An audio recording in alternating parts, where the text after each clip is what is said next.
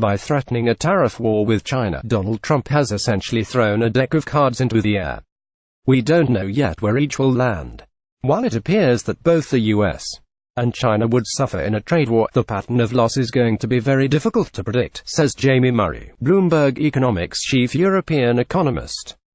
One of the most powerful laws in economics is the law of unintended consequences, as formulated by the American sociologist Robert Merton in a 1936 paper called The Unanticipated Consequences of Purposive Social Action. It says that consequences are occasioned by the interplay of forces and circumstances which are so complex and numerous that prediction of them is quite beyond our reach. The law of unintended consequences strengthens the case for free trade by explaining that interventions in markets such as jacking up tariffs, however well intended, can make matters worse in ways that no economist or computer model can foresee. That's not a counsel for inaction, but it's a brief for stepping forward carefully. History has proven that centralized industrial policy is not the most efficient way to run an economy, says Thomas Derry, Chief Executive Officer of the Institute for Supply Management, an organization of purchasing managers based in Tempe, Arizona. It's well understood that tariffs on imported goods raise prices for domestic businesses and consumers. Even President Trump, who has said trade wars are good and easy to win against countries that run big surpluses with the U.S., acknowledged their short-term downside on New York talk radio in early April, saying, "I'm not saying there won't be a little pain. What's less familiar is that tariffs are blunt instruments that strike every nation in a supply chain, not just the ones being targeted. There are few interesting products anymore that can simply be labeled American or Chinese." According to the Organization for Economic Cooperation and Development, as of 2011 only two-thirds of China's gross exports consisted of value that was added in China. Japan, the US, and South Korea supplied much of the value and therefore earned much of the profit chart. The iPhone is an extreme example. Only about 1% of the retail price of an iPhone consists of Chinese labor costs, according to calculations for the iPhone 7 by Jason Dedrick of Syracuse University and Kenneth Creamer of the University of California at Irvine. Globalization almost guarantees casualties from friendly fire. Take the U.S. tariffs on steel and aluminum. Chinese producers buy iron ore for steel from Australia, Brazil, India, Iran, South Africa, and Ukraine, and bauxite for aluminum from Australia, Brazil, and the poor West African nation of Guinea. All will be affected. It's no easier for the Chinese to target the retaliation. Chinese tariffs on American-made cars seem like a hardship for Detroit. But General Motors, Ford Motor, and Fiat Chrysler make most of their cars for the Chinese market through joint ventures in China. In reality, the main victims of China's tariffs would be the shareholders and American employees of two German companies, Daimler AG and BMW AG. They export cars to China from plants in the south, Mercedes-Benz is in Tuscaloosa, Alabama, and BMW's in Spartanburg, SC. Take soybeans. If China puts a 25% tariff on American soybeans, several things could happen. The Chinese could keep buying the American beans but pay more for them. Or they could switch to Brazilian soybeans. But Brazil wouldn't be able to ramp up production enough to make up for all the missing American beans, says Vinicius Ito, Senior Vice President for Derivatives at Ecom Trading, a Swiss-based commodity merchant. So American farmers might sell the soybeans to countries that used to be Brazil's customers. Some American farmers might also switch some of their acreage to other crops, such as corn and wheat, which would put downward pressure on the world prices for those crops.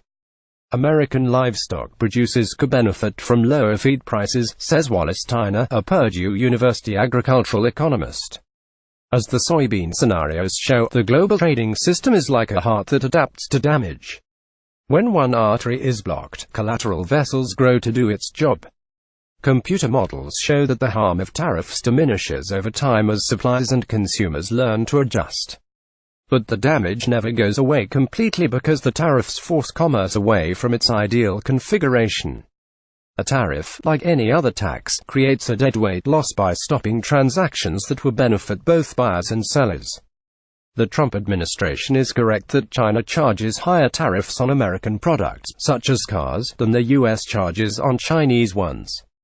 China unfairly forces American companies to license the valuable patents to Chinese venture partners as a condition for doing business in the country.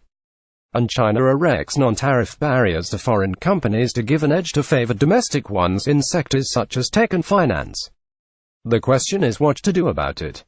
On April 10, Trumpian toughness seemed like it might be paying off when Chinese President Xi Jinping pledged to cut tariffs on cars and further open the financial sector in his keynote address at the BOAO Forum for Asia conference. But ratcheting up the pressure on China as publicly as Trump has done could backfire in the long run. China nurses a sense of national humiliation over the century of foreign domination that preceded the Chinese Communist Revolution in 1949. Bloomberg News reported on April 10 that Beijing has rejected a U.S. request to stop subsidizing industries related to its Made in China 2025 initiative. While a trade war with the U.S.